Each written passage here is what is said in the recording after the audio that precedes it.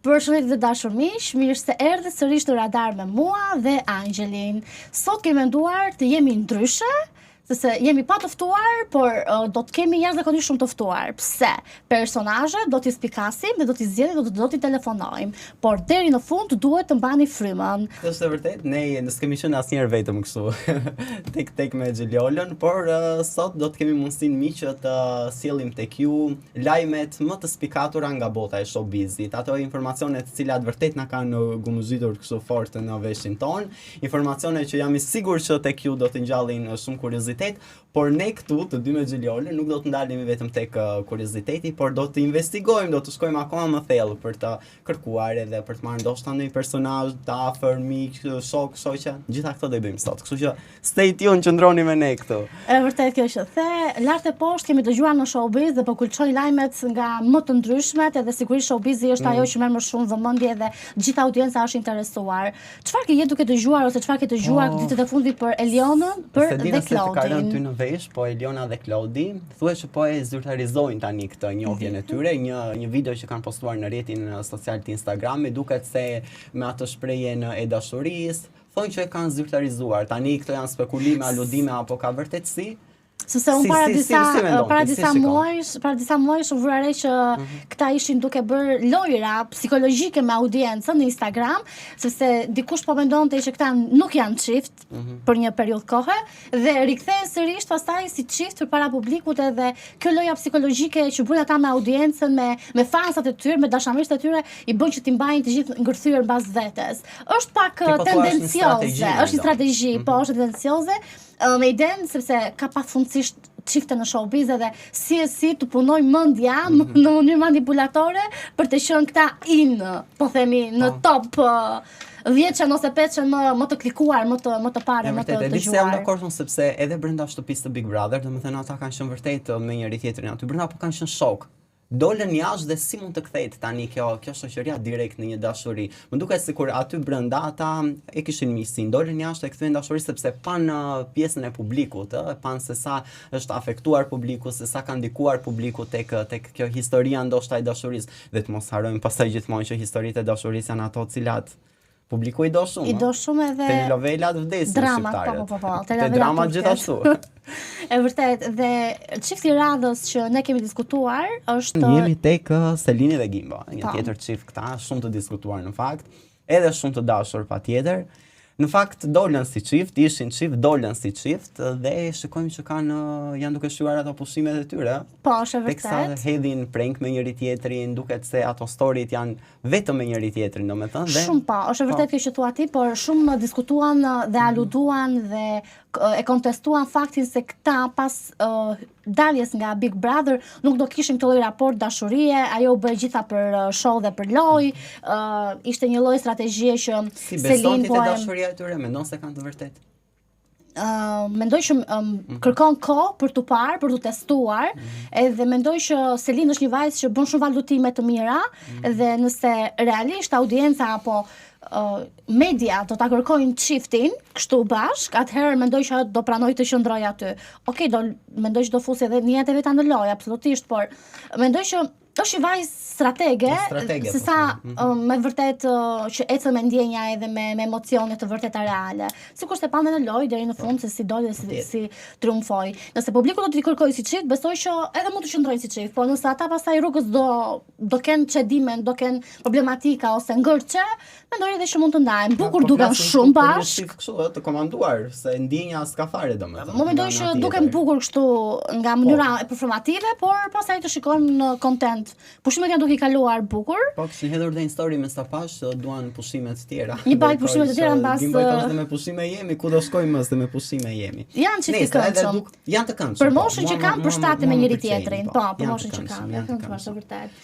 Por ne sot kemi menduar të zgjedhim telefonojmë me Elton Tozaj, nuk e kemi këtu me midis nesh, por e kemi kur të duam ne, kemi në çdo kohë në dispozicion. Eltoni është i pari që i paraprin çdo lloj lajmi të showbizit dhe këtë e bën me dashamirësinë dhe me vullnetin dhe gatishmërinë më të madhe që ekziston ndonjëherë, që mund ta veshi si përpetkun e gazetarit. Tani, në këtë moment ne do telefonojmë Eltonin dhe do ta pyesim për të gjitha gjullurdit, për të gjitha thashethemet, për të gjitha të vërtetat ose jo të vërtetat, lart e poshtë që kemi dëgjuar. Gjitha pikpyetje do na i bëj pik Eltoni. Elton, përshëndetje, si je? Jemi nga radar, jemi në radar, të përshëndesim, unë dhe Angjeli këtu. Të përshëndesim Jemi drejt së drejti në radar. Mirë se vjen. Radari. Dhe Rësi e madhe të je me juve përsëri pas kaq kohësh. Po u bëko në fakt, u bëko. edhe ne shumë kënaqësi të të kemi këtu gjatë gjithë kohës në komunikim. Po vetëm sa të vendos kufjet, lutem, sepse më në moment kështu stërvitar. Po, patjetër. Po, gati. Po, dhe unë pak përpara i tregova publikut edhe po ndeja mendimet me Angelin që ke qenë gjatë gjithë kohës në gatishmëri edhe paraprisi lajmeve të fundit nga bota e showbizit. Dhe unë mendoj që më shumë se sa kam pyetje për të bërë unë, ti ke më shumë deklarata për të na treguar sikur e ke zakon gjatë gjithë kohës. Çfarë është duke ndodhur lart e poshtë në showbiz konkretisht dhe raporti që ka ky showbizi me, të themi, lajmet e bujshme që kanë dalë për eskortat? Kjo është pyetja e parë që mua më vjen më një herë dhe ty të kam parë gjatë gjithë kohës që e diskuton nëpër media të ndryshme. Kjo lidhja e ngushtë midis showbizit edhe unë ju përshëndes një herë që të dyve, më kishte marrë malli realisht, kisha kohë pa folur me ju, edhe pa qenë aty i pranishëm. Doja një herë të rikujtoja Gjiljola, që ne bashkë këtë temë kemi diskutuar në vitin 2025. Në 29 dhjetor, po, 29 dhjetor. 29 dhjetor. 2025. Ka qenë hera e fundit që ne kemi diskutuar bashkë këtë temë. Aso kohë nuk na besonte njëri, aso kohë na kanë anatemuar shumë, aso kohë nuk kanë lënë fjalë pa thënë për neve, sikur ne shpifnim për shkak të xhelozisë etj. Mirë po, ja ku jemi sot që çdo gjë ka dalë vërtet, kanë dalë pamje filmike, kanë dalë foto, video, emra të regjistruar apo emra të fshehur dhe janë futur personazhe të tjera. Kemi personazhe pafund publik goxha të njohur dhe ato më pak të njohur që kanë qenë frekuentuese të rregullta të këtyre ambienteve specifike. Si ndihesh ti Elton me deklaratën që ke bërë në 29 dhjetor 2025 me këtë tashmë që të ka dalë, po themi ashishare dhe kanë dalë mos ta them si vaj lakra, po ka plas bomba, ta themi kështu. Po e nis, po të bëj një kronologji. Po. Ka filluar me kur bëra deklaratën e ndarjes së çiftit Kledi Klea Huta dhe bashkëshorti. Elgi Doda, po. Elgi Dodën. Ma mohuan, më hodhën në gjyq, u tërhoqën, u zhduk, sot janë ndarë. Folën për Luana Vjollcën, për zaptimin e shtëpisë së krenarit, së lidhja e saj me botën e krimit. Dhe ja ku jemi sot, çdo gjë është e verifikuar dhe personat e nën hetin. Njëri është i arrestuar madje. Dolëm tek eskortat. Tham se çfarë po ndodhte, ngritëm alarmin, çfarë po ndodh me burgjet shqiptare, ka siguri as ka siguri. Burgu supozohet që është vendi më i sigurt i një shteti ku ti mban të mbyllur kriminalët. Në këtë rast, tu çfarë të ndodhi, tu thjesht ra shteti. Më ty nuk të funksionoj më siguria në përburgje. Telefona, laptopa, televizora, prostituta, eskorta, do të thënë drogë, alkool, ajo gjë që bëhet në lokalet e natës, tashmë ishte transferuar nga lokalet e natës dhe po bëhej në përburgje. Këtë gjë ne e kemi ngritur që atëherë dhe prapë ja ku jemi sot, që tashmë janë të verifikuara. Po, por si ndjehesh ti tani në këtë moment? Ç'është ky mllef i madh që kanë patur të gjithë këta karshiteje, pse kjo goditje e madhe, ashpër, shuplak që të kanë Unë pres që pas kësaj unë të rigoditem. Absolutisht. Unë i kam marrë parasysh të tëra. Unë pres të rigoditem mediatikisht, fizikisht etj. Unë i kam marrë parasysh. Unë nëse ti e mban mend. Që atëherë, kur unë kam bërë të deklaratat, dhe kam thënë Gjiljol, unë pres të goditem mediatikisht. Dhe më ndodhi, personi në fjalë, tashmë kishte firmosur një kontratë me televizionin ku unë dikur bashkëpunoja. Dhe tashmë unë filmova nga ai televizion. Sot jemi në një vend tjetër. Jemi këtu te kjo, ku janë prekur interesat dhe unë kam prekur program specifik, program të veçantë për atë që them që është burim, është si gurë. Ke parasysh ne kemi gurën popullore, kemi edhe një gurë tjetër që është gura e eskortave. Vajza mund të thonë, për shembull, vajzat në fjalë mund të thonë që ore, po çka kërkon ti në këtë rast që më paragjykon mua, që më vëgishti më drejton mua, që më tregon emrin. E para unë i kërkoj shtetit që ta legalizoj si profesion, dhe unë pastaj e mbyll gojën, unë nuk flas më. Okej, në rregull. Për sa kohë kjo është një gjë që është ilegale, atëherë pse unë nuk duhet ta flas, pse unë nuk duhet ta çoj zërin, dhe pse ti duhet të promovosh mua të tilla modele? Pse vajza SB që ti besoj duhet ta dish shumë mirë se kush është. E cila ka dalë nga i reality show, që deri dje ishte një njeri që nuk e njifte kurkush, sot i pas ka vënë vetes një çmim për 6.000 eurosh. Dhe ti ku nuk e shef nga Reçi në Korç. A kuptoj. Dhe deri Quhet prostitucion. Prostitucioni në Shqipëri është ndaluar me ligj. Ose hajde bëhemi të tërë bashkë dhe i kërkojmë shtetit, bëjmë një peticion referendum, ose mbledhim ato firma dhe të themi legalizoni prostitucionin. Dhe askush nuk merret më me këtë punë. Ose hajde merruni me këtë punë që ju ka plasur tashti. Sepse dhe kjo nuk është normale që ti të bësh certifikata falso, që ti të bësh në akte notariale falso dhe të përfundosh në Qeliburgu duke bërë lloj-lloj. Unë të siguroj që ka video, realisht video, që siç ju e dini shumë mirë sepse e ka deklaruar edhe Flamuri, po ka video realisht edhe unë e kam, që është skandaloze. Po. E kuptoj dhe mendoj që për të gjitha këto vajzat është diskutuar dhe është thënë që do të ruhet patjetër privatësia në mënyrë të tillë që të mos të kapen të gjitha hallkat e legjislacionit, sepse këtu preket edhe më shumë se sa vajzat, preket edhe shteti, preket edhe instancat të tjera, po themi që mbajnë përgjegjësi mbi supë dhe mbi ato që shkruhen në të vërtetë, por nuk ekzekutohet. Nuk është përgjegjësia jonë. Përgjegjësia jonë është që këto fenomene të nxjerrim nga dritë. Pavarësisht se e dim shumë mirë që nesër pas nesër do risulmohemi. E kuptoj. Do na temohemi. Dhe ti do vazhdosh të bëj detyrën e tij, po ti do vazhdosh po njëjti veteran me të tilla deklarata. Njëjti partizan dhe jo veteran, se veterani quhet kur del në pension. Unë tashmë deri në fund po partizan. Fjalës së lirë. Okej, po partizan. Është një partizan i fjalës së lirë dhe i mendimit të lirë. Dhe së fundmi gjithashtu nuk kemi si ta shmangim edhe nuk i ka shpëtuar shtyrit të publikut për te kësaj, sepse kemi diskutuar edhe të tjera raportin mbas Big Brother të shumë çifteve që u krijuan aty dhe së fundmi vazhdojnë dhe rezultojnë të jenë të suksesshëm edhe jashtë deri në këtë moment që po flasim. E kanë fjalën për Gimbon dhe Selin. Çfarë është duke ndodhur konkretisht me ata? Ti nga Harove Mateo Brikenën. Mateo Brikena. Absolutisht, po. Harove Kesin dhe Inën, po që janë më të suksesshëm, se janë më shumë bashkë. Bashkë, po. Po, Gimbo dhe Selin tashmë po shijojnë pushimet, janë jashtë Shqipërisë, kanë bërë disa bashkëpunime shumë të lezetshme. Me sa di unë është edhe një videoklip që do dalë shumë shpejt. Brikena dhe Mateo, edhe ata kanë projektet e tyre, janë familiarizuar tashmë marrëdhëniet. Kanë hyrë më tej se sa vetë thjesht njohje, kanë zyrtarizuar lidhjen e tyre edhe me familjen. Suksesi është, shpresoj. Beson te këto çifte? Beson te këto çifte që janë krijuar brenda dhe vazhdojnë jashtë, beson, no? Kush jam unë që mos të besoj? Okej. Më pëlqen kjo analiza se si bën edhe sa i vërtet jenë në të gjitha atë parashtrimin e situatave. Sa më shumë të bërtasësh të vërtetën, aq më shumë armiq do kesh. E pashtë një status këtë që po e kishe bërë së fundmi. Po e vërtet. Gjëra të tjera të reja që ndoshta ne gazetarëve të showbizit mua vazhdit na ka shpëtuar nga fokusi. Kemi, mund të na thuash? Ndarja e Sara Hoxhës dhe Erik Fullanit për shembull është një nga ato. Absolut. Parashikonin martesë dhe tashmë nuk janë më bashkë. Ishin më jo dhe nuk janë më bashkë.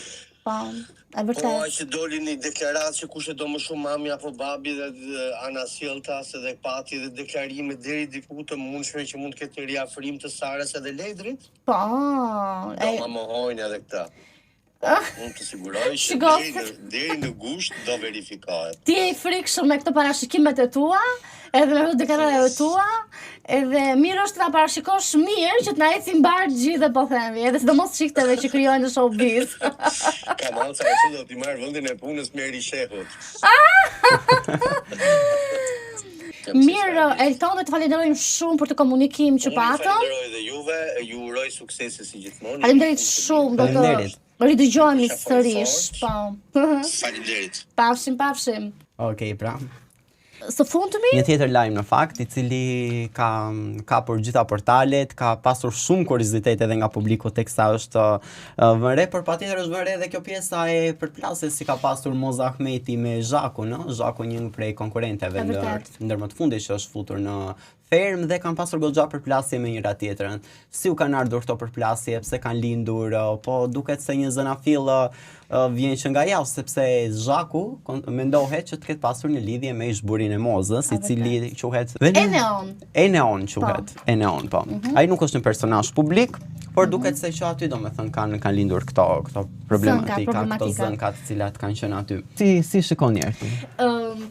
Faktikisht u mendoj që po e vërtet kjo që the ti, por unë shikoj se Zhaku është aty brenda për të turbulluar ujërat dhe për të shfokusuar dhe të orientuar Mozën nga loja e saj strategjike, sepse Moza realisht në vetvete mbart një qetësi olimpike të aftë, të mirë menaxhueshme për ta çuar lojën deri në fund me sukses. Qetësia është, të them, aftësia më e madhe e pjekurisë emocionale të një njeriu, sidomos kur vjen përballë sfidave të një shtëpie, të një ferme të asaj lloji natyre dhe të shumë karaktereve të ndryshme që është e vështirë ti menaxhosh, ti superosh, e për më tepër të dalësh fitimtar deri në fund. Është një kalvar I gjatë vuajtjesh, po themi emocionale, më shumë se sa fizike. Po duket se Zhaku po e bën më së miri lojën e vet, po. Ndërsa Zhaku duket më shumë një sulmuese, shikoj, unë do ta kap te ajo pika e dobët, nuk besoj që një faktor I cili vjen nga jeta jashtë të bëhet faktor edhe në ferm, domethënë një histori se si mund të ketë ndikuar nga jashtë, por këtu ka dashur ta kapë, shikoj si një stratege Zhaku në këtë moment, edhe doj që ta sulmoj, duke ditur që dhe është futur në ferm mbrapa, I di atë afeksionin që ka publiku, ndikimin e madh që Moza Ahmeti ka jashtë, dhe duke ditur këtë ndikim të madh që ka, mendon se duke sulmuar një lojtare të fortë, patjetër dhe pretendente për të fituar çmimin e madh, mendon se kështu mund të shkojë më larg. Dhe më lart, mendoj që është një strategji për sa I përket pjesës së Zhakut, do të sulmoj lojtarin e fortë, se kështu mund të bjerë akoma dhe më shumë në sy dhe po e përdor më duket. Nuk është se ka këtë ndikim më shumë nga jeta, se si ka ndodhur kjo gjëja jashtë, apo se e prek, apo se ndikohet, e kupton? Mendoj që e ka këtë si një lloj strategjie, një formë që do ta përdori ajo, se si e shikon ajo për të katapultuar dhe për të zhvilluar. Çdo kush do përdor çdo lloj metode, çdo lloj ide që ta risjell veten në vëmendje të publikut. Si mendon, e shikon publiku, e kupton publiku këtë lloj falsiteti ndoshta që mund të ketë Zhaku. Unë mendoj që publiku është I dashuruar tmerrësisht shumë me Mozën, nuk e di se çfarë ka bërë Moza publiku, nuk e kam iden fare, por është e aftë për ta bërë atë gjë dhe ka dëshmuar më së miri, ndërsa Zhaku në këtë rast është, si më thon, në thonjza një keqe domosdoshme për t'i nxjerr, po themi, për ta nxjerr Mozën nga situata jashtë kontrollit, situata të ndryshme që krijon atyre të përqark shtëpisë. Deri aty sa që edhe në për momentet e prajmit që zhvillohet me Arban Osmanin, sigurisht që këto kanë përplasjet e tyre të vazhdueshme derisa arrin ta mbajnë prajmin të gjallë, e kupton? Gjithë publiku ta dashurojë dhe ta ndjekë sa më tepër, sa më shumë. Mendoj që Zhaku është një personazh real, mendon? Mendoj që është shumë reale, mendoj që është shumë e drejtë për drejtë, mendoj që është shumë ngacmuese, është shumë spicy, është shumë e aftë për ta çorientuar dhe për ta nxjerrë në situata të sikletshme këdo aty në ferm, dhe ka vajtur me një strategji dhe ajo sigurisht, por nuk e di se sa kosto do të mbaj mbi supe pasi të dalë, duke krahasuar këtë me paralelizëm me Moza Ahmetin. Çdo me thonë, Mozën e duan shumë, ndërsa Zhaku mund të goditet, mund mund të sulmohet mediatikisht po themi. Duket si një dyshe protagoniste dhe antagoniste nga ana tjetër, edhe Zhaku më duket kjo antagonistja dhe nuk e di se sa mund t'i vlej apo se sa katapult mund t'i kthehet momentin që do të dalë nga ferma, publiku do vijoj, do ta ketë këtë personazh të dashur apo jo, sepse duke ditur gjithë fansat e Mozës dhe me thënë drejtën janë të shumtë në numër, në momentin që e vendos në peshore më duket pak edhe sikur do humb. Këtu më krijohet një lloj ideje që Zhaku mund të ketë edhe një lloj vërtetësie, por sërish vazhdojmë të qëndrojmë tek pjesa e strategjisë dhe strategjisë që ajo përdor. Dhe ne do të kemi mundësinë të telefonojmë kushëririn e Mozës, është Krenar Ahmeta, ai ka bërë dhe disa dalje publike për ta pyetur në fakt më shumë, edhe për të marrë vesh ato informacione. Unë mendoj dhe besoj që ai një më mirë se kushdo tjetër Mozë, një person i afërt. Ja, unë do e telefonoj direkt. Okej. Përshëndetje. Si kaloni, si jeni? Ju kërkoj ndjes për shqetësimin. Unë jam Angjeli Dikolli, gazetar nga Media Radar. Po, dhe kemi një kuriozitet në fakt, për sa i përket Mozën e kemi pasur të pranishme jo kështu fizikisht, por e kemi pasur gjithkohës duke e komentuar, dashamirësinë që ajo ka fituar në publik, fansat që ajo ka fituar. Dhe nga ana tjetër, dim që jeni kushëriri apo jo, je kushëriri i Mozës. Po, edhe me letra edhe me gen. Edhe me gen, tamam e the. Dua të pyes si po të duket Moza në ferm. Moza është tani. Po. Moza është duke luajtur bukur, e ke parasysh? Është duke luajtur bukur. Bëj çudi se pash një prononcim. Cili ishte prononcimi? Pash një në TikTok, gjasme. Ishin deformu pak fjalët. Që do të thotë? Kishin bërë një interpretim tillë, domethënë që jo eksperiment, po e vërtet ajo eksperiment është eksperiment social. Është vërtet. Asgjë tjetër, edhe për arsye të shohut produksioni ka përfitimin e vet. Ke parasysh, këtë situata është win-win situation. E kuptoj. Në fund publiku munohet me dhënë spektakël, hajde ti etimologjinë e fjalës spektakël, çfarë do thotë? Absolutisht, po unë dua të pyes përpara se Moza Zhurm patjetër që po për të fituar audiencë, për fituar popularitet.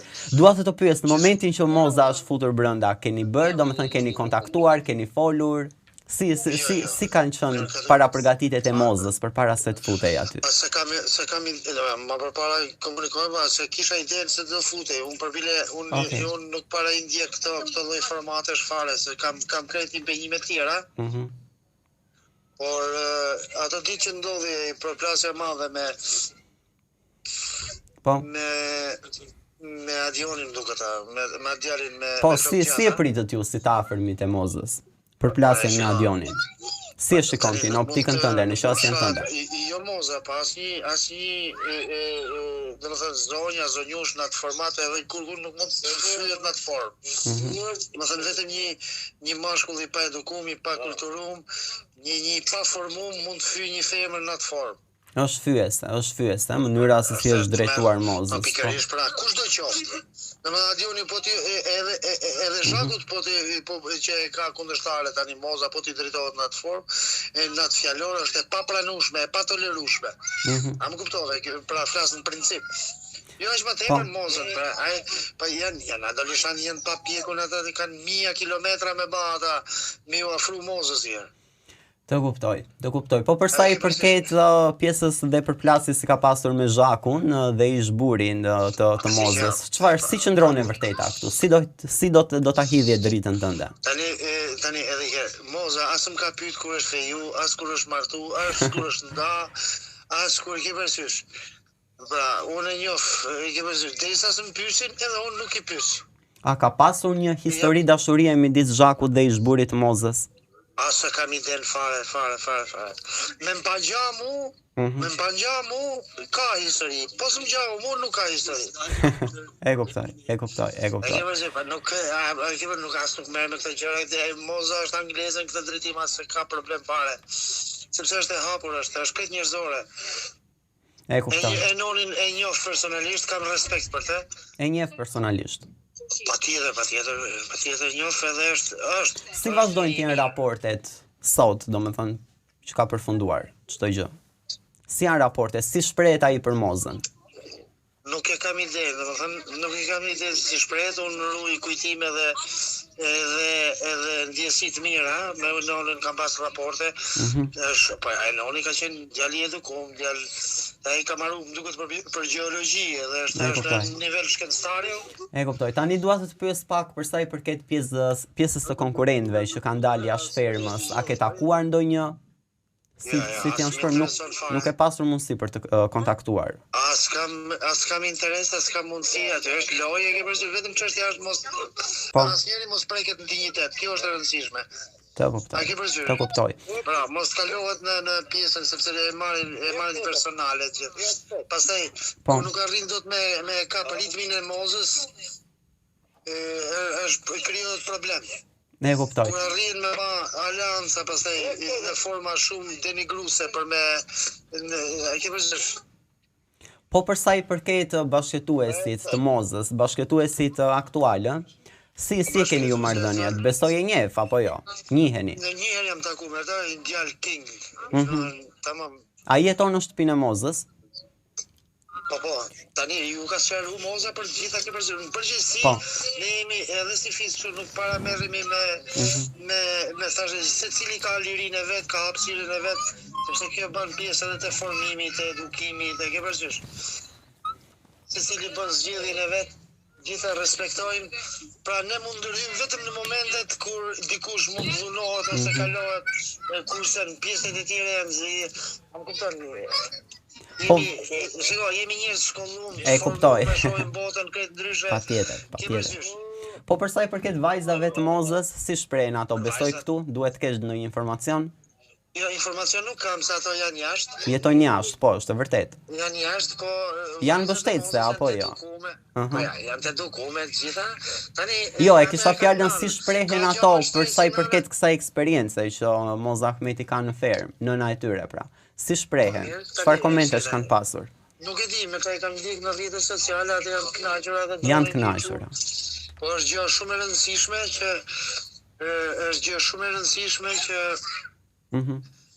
më në fund populli e njofti Mozën. Dua të pyes për sa i përket edhe çmimit të madh, mendon se Moza e do atë çmim patjetër, kush nuk do e donte, por të pyes çfarë mendon Moza të bëj me atë çmim, domethënë, ku do t'i derdhi ato lekë? Thash pra, as më ka pyet kur u fut, as do të më pyesi kur të dali, ke parasysh. Unë vetëm nëse kam ndërhy, edhe jam ullu, vetëm që njerëzit ta dinë që Moza nuk është vetëm, është me një fis shumë të madh që e mbështet. Ke parasysh në zgjidhjet e veta? Edhe ke parasysh, jemi ndjer keq nganjëherë kur e kalojnë masën në nivel denigrimi. Kur jeni ndjer keq? Në cilin moment? Cili ka qenë momenti që ju ka prekur më shumë? Domethënë, prekja më e madhe ka qenë aty edhe kur e shoh serbisht, edhe kur u mundua, domethënë. Po flet për raportin me Adionin apo jo? Pikërisht gjithmonë ajo ka qenë shumë e rëndë, ke parasysh, ka qenë shumë e rëndë, domethënë sepse ne si fis kemi 12 djem nënash të ranë për flamur. Ne vërtet jemi nga shqiptarët e Malit Zi, që kanë ardhur, ke parasysh, jemi treva, jemi në kufi, jemi në Vermosh. Mbi Vermosh është 1 kilometër. Janë bjeshkët më të bukura dhe atë, domethënë, fisi jon edhe fshati nga e kanë origjinën baballar tan, i kanë luftuar shumë për rujtjen aty në treva. Ne kemi shumë dëshmorë dhe ne kemi jemi shumë të kompleksuar nëse na thu për shembull serb ose shkja. E kuptoj. Të falenderoj shumë për këtë bisedë dhe na ke zbardhur dhe na ke dhënë akoma dhe më shumë informacione. Okej. Na ka dhënë informacione, zoti Krenar Goxha për Mozën? Po, e vërtet edhe. Se janë persona të afërta ata të cilët komunikojnë. Janë persona të afërta ata të cilët mund t'japin më shumë informacione, se ne mund ta dhe suport mbi të gjitha. Se kemi parë lart e poshtë që kanë ndodhur që kanë edhe përplasje, kontradikta dhe nuk duan që nuk kanë dashamirës, po e vërtet është kjo. Unë mendoj që audienca jone dhe publiku edhe gjithë ata që janë dashamirës edhe kanë dëshirë të dëgjojnë çdo herë çfarë ne diskutojmë me rreth showbizit, nuk janë ngopur me informacion, është e sigurt kjo. E di që ishte shumë interesante kjo që kemi bërë sot, ulur këtu në tryezë të dy, edhe duke diskutuar këto ngjarjet më të përfolura në showbiz. Unë mendoj që duhet ta praktikojmë më shpesh. Më tepër se sa vjen vera dhe sikur nxehet situata bëhet më hot, më spicy. Edhe showbizi bëhet më roz akoma, më pikant akoma dhe më shumë. Më pikant showbizi, më roz showbizi, më pikant edhe ne këtu me komentet tona. Do të sjellim gjithmonë informacione që ju doni. me kursori. Mos harroni dhe të na shkruani për ato informacione që jo ndoshta edhe mund t'i kërkoni, mund t'i doni më shumë në rrjetet tona sociale, gjithashtu në Media Radar. E jemi kështu në një marrëdhënie simbiotike të ngushtë. Po, të pandërprer. Unë uroj që juve ta keni shijuar këtë podcast ndryshe kësaj herë unë dhe Angjeli në Radar, në Pa Filtra, dhe do të rishihemi shumë shpejt me një të ftuar special që do e lëmë nikmë deri momentin e fundit. Do jetë një personazh shumë interesant, një personazh që nuk ka njeri në Shqipëri që nuk e njeh dhe e do fort, kështu që surprizë. Natën e mirë.